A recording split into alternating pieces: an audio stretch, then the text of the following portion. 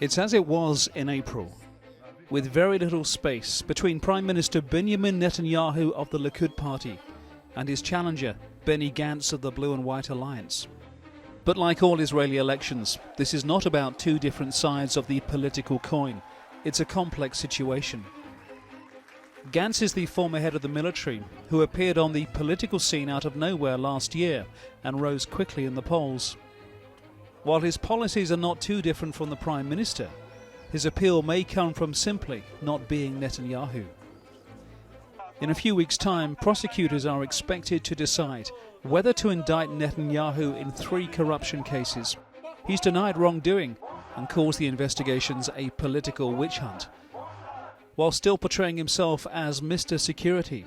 Over the past 2 weeks there's been an exchange of fire with Hezbollah in Lebanon, a promise to annex part of the occupied West Bank, and the threat of another war with Hamas in the Gaza Strip.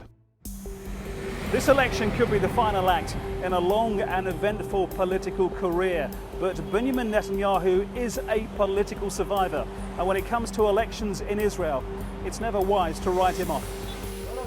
Those who've observed and written about him for years see a man believing in his own destiny to lead. He sees himself as a messenger, as the guardian of Israel, the leader that keeps and blocks in his body the dangers to the state of Israel and the people of Israel. Netanyahu's message helped Likud win the most seats in April's elections, but he failed to form a coalition government, forcing a second vote. A lot of that had to do with Avigdor Lieberman of the Israel Beitenu party. He was once a close ally of Netanyahu. 6 months ago, Netanyahu needed his 5 seats to help secure a majority. Lieberman refused. He could play kingmaker in the next coalition government. He is, like many immigrants from the former Soviet Union, he represents a right-wing view in terms of foreign affairs and policy. On the other hand, a very secular stance. The one thing apparently missing from the dialogue is anything to do with the rights of Palestinians.